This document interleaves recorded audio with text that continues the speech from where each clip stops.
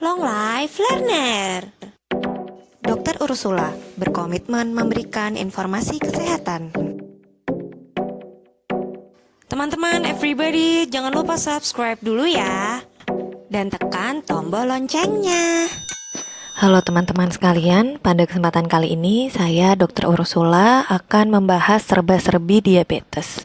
Bahwa ternyata prevalensi diabetes di dunia itu telah meningkat 2 kali lipat dalam 40 tahun terakhir dan terjadi pada orang yang lebih muda daripada zaman dulu gitu. Dulu mungkin orang kena diabetes di atas usia 40 tahun ketika metabolisme sudah mulai menurun. Sekarang usia 15 tahun saja kita sudah bisa menemukan. Tapi memang ada tipe-tipe diabetes seperti diabetes tipe 1 yang menyerang pada anak ketika usia muda, misalnya 4 tahun, dikarenakan kerusakan pankreas bawaan dari lahir.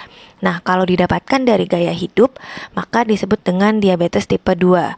Tapi sebetulnya ada berbagai macam tipe diabetes, seperti diabetes gestasional yang didapatkan ketika sedang hamil.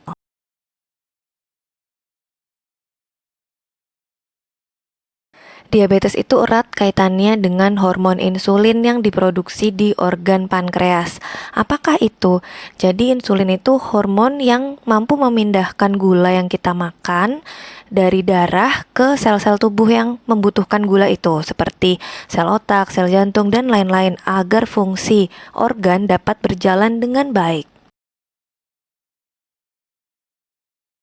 Pada orang diabetes itu berarti insulinnya kan sudah tidak bisa berfungsi. Ketika kita makan banyak gula, sebetulnya insulin itu bekerja dan berarti pankreas ini memproduksi insulin. Ketika gulanya kebanyakan, maka pankreas ini akan kewalahan dalam memproduksi insulin. Bahkan insulin yang sudah ada pun akan menurun fungsinya. Nah, berikut ini adalah gejala awal pada orang diabetes. Kenapa sih jadi sering haus, sering lapar, sering kencing? Karena gula itu sifatnya adalah kental, mengentalkan darah, sehingga darah yang kental menarik cairan dari sel dan tubuh meresponnya dalam bentuk haus. Akhirnya banyak minum, banyak pipis juga, seperti itu. Nah, luka yang sulit sembuh itu dikarenakan gula itu kan sifatnya manis. Nah, ketika ada gula banyak di darah, maka lukanya akan sulit sembuh dan bakteri suka sekali ada di situ. Nah, apabila teman-teman, Bapak Ibu mengalaminya, maka kemungkinan kadar gulanya itu memang tinggi, atau apabila memang sudah mengonsumsi obat gula, ternyata mungkin gulanya itu belum terkontrol sepenuhnya. Maka penting sekali untuk mengecek gula darah secara teratur setidaknya setiap 1 bulan sekali. Kalau memang punya penyakit diabetes, kita cek juga HbA1c, yaitu adalah kadar gula darah yang menempel pada sel darah merah.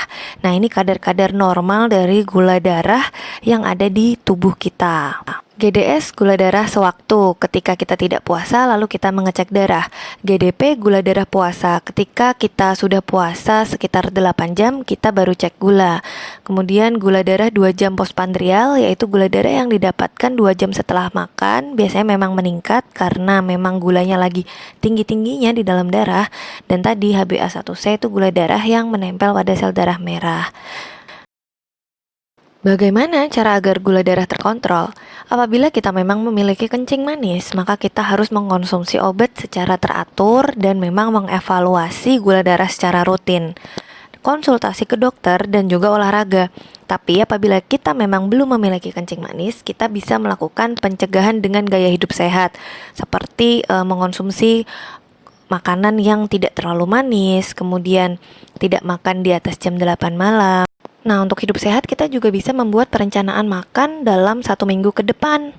Secara medis memang disebut dengan mikroangiopati, makroangiopati, dan neuropati. Artinya ada kerusakan di pembuluh darah dan saraf akibat gula yang tinggi di dalam darah, yang dimana itu dapat mengakibatkan gagal ginjal, disfungsi ereksi, atau kaki mati rasa, sehingga apabila tertusuk paku atau terkena air panas itu tidak ada respon untuk menghindari penyebab nyerinya, sehingga seringkali kita menemukan pasien-pasien diabetes yang kakinya itu udah bosok, udah bonyok karena mereka tidak merasakan nyeri di area ujung-ujung kaki. Ternyata ada juga kegawat daruratan dalam diabetes, yaitu ketika gula darah terlalu tinggi sehingga darah itu menjadi sangat kental.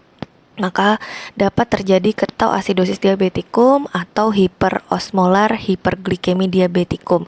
Ciri-cirinya orang itu muntah-muntah terus seperti orang dehidrasi karena gula yang kental tadi menarik cairan dari sel-sel tubuh sehingga tubuh seolah seperti orang dehidrasi padahal tidak ada mencret, tidak ada demam. Satu lagi kegawat daruratan dalam diabetes yaitu hipoglikemi atau gula darahnya kurang dari 50. Itu bisa menyebabkan kerusakan pada sel otak dan akhirnya otak mengecil.